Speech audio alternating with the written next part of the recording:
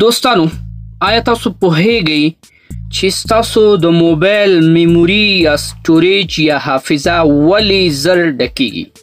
څه دلیل دی چې تاسو د موبایل میموري ډیر کم وخت کې ډیر زر ډکیږي؟ تاسو موبایل به جیک ماډل هم وي، ښه سټوریج به مو لري، ولې زر ډکیږي؟ دلیل به څه وي دوستانو؟ آیا تاسو پوهیږئ دوستانو چې تاسو په موبایل کې د ټول نه ډیر زیات ځای کم ډول فایلونه نیسي؟ دوستانو که چیرته تاسو غواړئ چې تاسو د موبایل میموري په ډیر کم وخت کې ډکه نشي، په دې ویډیو کې دوستانو زه تاسو سره دوه داسې طریقې شریکوم.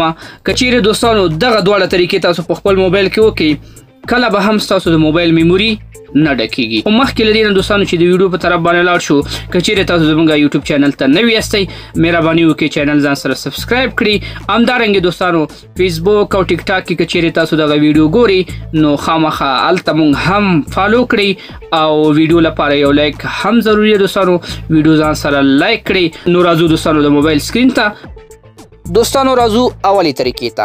اوله طریقه دا ده دوستانو، که چیرې دوستانو تاسو غواړئ د موبایل د حافظې پر ځای ټول خپل پروګرامونه یا اپلیکیشنې په یو میموري کارت کې انسټال کړئ، نو داسې طریقې به سره وکړئ. دوستانو ګورئ دلته زما سره په موبایل کې ډیر زیات شمیر اپلیکیشنې دي او هر هغه اپلیکیشن چې تاسو خوښیږي تاسو به ځان لپاره ضرور ډاونلوډوئ. نو داسې چې دوستانو تاسو ډیر زیات شمیر اپلیکیشن ډاونلوډ کړئ نو خامخا تاسو د موبایل حافظه زر ډکیږي. نو تاسو داسې طریقه وکړئ دوستانو چې دغه اپلیکیشن د موبایل د حافظې پر ځای په یو میموري کارت کې ثبت کړئ. دوستانو خپل موبایل ته به میموري کارت واچوئ.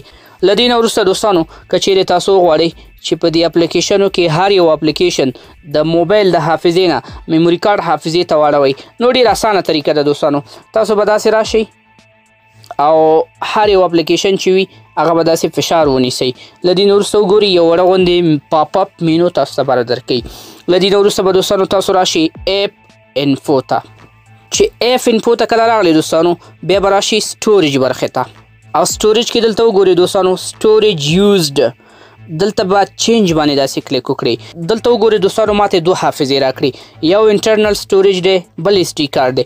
دوستانو وګورئ دغه اپلیکیشن فیسبوک میسنجر دی، دا ما سره اوس مهال د موبایل په داخلي حافظه کې ثبت دی. که زه وغواړم چې دا ایس ډي کارت یا میموري کارت ته واړوم نو هلته به دا واوړي، د دې نه به چینج شي. خو دوستانو زموږ د فیسبوک میسنجر په استعمال کې به هیڅ فرق نه راځي. داسې به راشي ایس ډي کارت ته. دوستانو کله مې ایس ډي کارت باندې کلیک وکړئ بیا به راشي موو ته. دوستانو دا یوه طریقه شوه چې په دغه طریقه هم ستاسو د موبایل حافظه زر نه ډکیږي. راځو دوستانو دویمې طریقې ته. تاسو به لاړ شئ خپل د موبایل سیټینګ ته. سیټینګ به داسې راخلاص کړئ دوستانو. سیټینګ هم چې کله راخلاص کړئ بیا به راشئ ډیوایس کیر برخې ته او له دې نه وروسته به راشئ سټوریج برخې ته. سټوریج برخې ته چې کله راغلی دوستانو کلین نو دلته وګورئ. کله چې اوس موږ کلین نو باندې کلیک وکړو په عمدې موبایل کې به 150 MB حافظه د هر طرف نه را پیدا شي. دې ته وایي دوستانو کیچ سټوریج، چې دا د موبایل هسې نیولې ده، هسې کیچ کړې ده. نو دا کیچ حافظه به هم داسې دوستانو تاسو کلین کوئ همیشه لپاره. نو وګورئ دوستانو زما سره 150 حافظه زما په موبایل کې هم را اضافه شوه. نو دوستانو دغه طریقه هم تاسو کوشش وکړئ په هفته کې میاشت کې یو ځل وکړئ، ستاسو د موبایل نه به کیچ ډیټا یا اضافي یا ټمپرري موقتي ډیټا پاکیږي او ستاسو په موبایل کې به څه ناڅه سټوریج اضافه کیږي. امید لرم دوستانو چې دغه دواړه طریقې به ستاسو خوښه شوي وي. ویډیو د خپل ملګرو سره ضرور شریکه کړئ. ښه وخت، الله پامان.